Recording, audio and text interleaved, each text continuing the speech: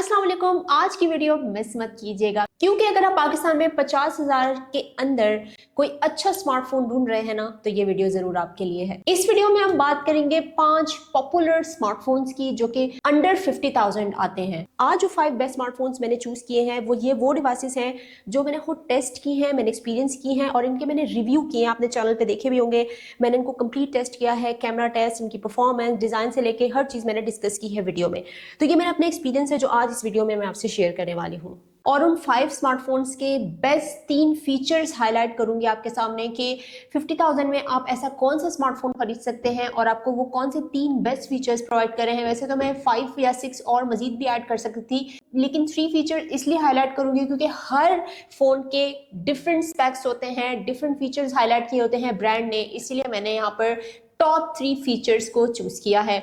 तो video complete देखिएगा, channel पे नए हैं सब्सक्राइब जरूर कीजिएगा, ये वीडियो बहुत इंटरेस्टिंग होने वाली है। Let's start. सबसे पहले हम बात करेंगे टेक्नो स्पार्क 40 प्रो की। टेक्नो आजकल डिजाइन, फास्ट चार्जिंग और वैल्यू फॉर मनी के लिए जाना जाता है, इसीलिए मैं टेक्नो स्पार्क 40 प्रो के बारे में पहले बात करूंगी क्योंकि ये अंडर 50,000 मेरे ख्याल में एक बेस्ट डिवाइस है। टॉप 3 फीचर्स की बात की जाए तो टेक्नो स्पार्क 40 प्रो में एमोलेड डिस्प्ले मिल रहा है, 1.5K and 144 hertz refresh rate. तो विजुअल्स एक्सपीरियंस मुझे बहुत अच्छा मिला, इवन सनलाइट में भी आपको विजिबिलिटी काफी स्ट्रांग लगती है। नेक्स्ट फीचर की मैं बात करूं तो स्पार्क 40 प्रो में जो चिपसेट दी गई है वो MediaTek Helio G100 दी गई है।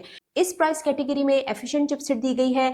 अगर आप हैवी यूज करते हो, मल्टीटास्किंग करते हो तो स्मूथ एक्सपीरियंस आपको मिलेगा। नंबर 3 फीचर जो मैं डिस्कस करूंगी वो है कैमरा और उसके रिजल्ट्स, क्योंकि कैमरा के रिजल्ट्स मुझे इसके बहुत अच्छे लगे।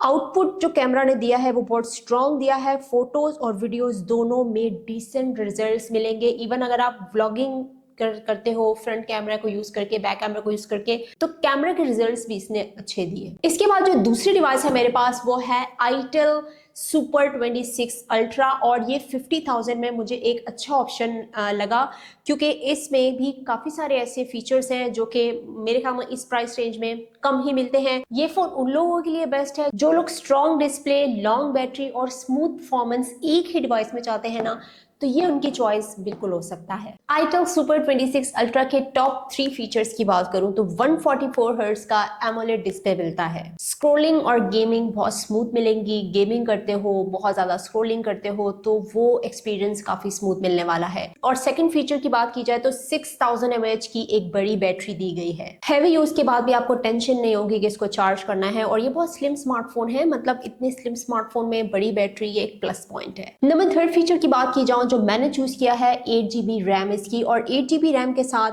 परफॉर्मेंस आपको स्मूथ मिलेगी। डेली एप्स और मल्टीटास्किंग भी स्मूथ रहती है क्योंकि ज़्यादातर हमारा काम होता है ऐप स्विच करना, मल्टीटास्किंग, तो इसकी परफॉर्मेंस मुझे बेहतर लगी है। थर्ड डिवाइस पे जो क्या है Vivo Y29, और Vivo Y29 अंडर 50,000 भी मुझे एक बेटर ऑप्शन लगा। Vivo का फोकस हमेशा होता है बैटरी पर, कैमरा पर और बैलेंस परफॉर्मेंस भी देता है और ये फ़ोन भी इस कैटेगरी में एक अच्छी जगह रखता है क्योंकि 50,000 की प्राइस रेंज में बहुत से लोग इसे एग्री नहीं करेंगे कि इस फ़ोन को नहीं होना चाहिए था, लेकिन कुछ फीचर्स ऐसे हैं कि मैंने कहा नहीं यार ये फ़ोन बेहतर है। अगर इसके टॉप 3 फीचर्स की मैं बात करूं तो सबसे पहले आ जाता है 6500 mAh की एक बड़ी बैटरी, लॉन्ग बैकअप। तो मतलब अगर आप ट्रैवल करने वाला बंदा हो, और ट्रैवल करने वाले को क्या चाहिए होता है, एक बड़ी बैटरी, और इसके साथ डेली यूज के लिए भी परफेक्ट रहती है बड़ी बैटरी। अगर आपका हैवी यूज है तो आपको ये टेंशन नहीं होगी कि इसको बार बार चार्ज करना है। बड़ी बैटरी के साथ साथ फास्ट चार्जिंग भी है। 44 वॉट फास्ट चार्ज का मतलब है कि ज्यादा वेट नहीं करना पड़ेगा, डिवाइस आपकी जल्दी चार्ज होगी। बड़ी बैटरी के साथ फास्ट चार्जिंग अच्छी होना तो कॉम्बो अच्छा रहता है। इसके बाद जो फीचर आ जाता है वो 50 मेगापिक्सल कैमरा। सोशल मीडिया और डेली फोटोज के लिए रिलायबल है। अगर आप ब्लॉगिंग करते हो, अपने चैनल है, अपने आपकी इंस्टाग्राम पे आप बहुत ज़्यादा बिजी रहते हो, आपकी सोशल नेटवर्किंग बहुत ज़्यादा है, तो उसके लिए ये कैमरा मुझे इस प्राइस कैटेगरी में बेहतर लगा। नेक्स्ट फोन आ जाता है Realme C85 Pro और 50,000 की प्राइस रेंज में एक बेटर ऑप्शन है क्योंकि इसमें कुछ फीचर्स ऐसे हैं जो कि इस प्राइस कैटेगरी में जस्टिफाई कर करते हैं। ये फोन उन यूजर्स के लिए है जो कि पावरफुल बैटरी और प्रीमियम डिस्प्ले प्रेफर करते हैं, तो ये बिल्कुल आप इसकी तरफ जा सकते हो। अगर टॉप 3 फीचर्स की बात की जाए तो 120 हर्ट्ज का इसमें एक एमोलेड डिस्प्ले दिया गया है, ब्राइट डिस्प्ले के साथ साथ स्मूथ एक्सपीरियंस भी देता है। सेकंड फीचर है 7000 mAh की मैसिव बैटरी, इजीली 1.5 से 2 दिन का बैकअप, और ये एक प्लस पॉइंट है कि 7000 mAh की बैटरी को यूज़ करना मेरे ख्याल में जो ज़्यादा हैवी यूज़ करते हैं उनके लिए बेस्ट रहती है, क्योंकि 1.5 से 2 दिन अगर आपका फ़ोन निकाल रहा है तो आप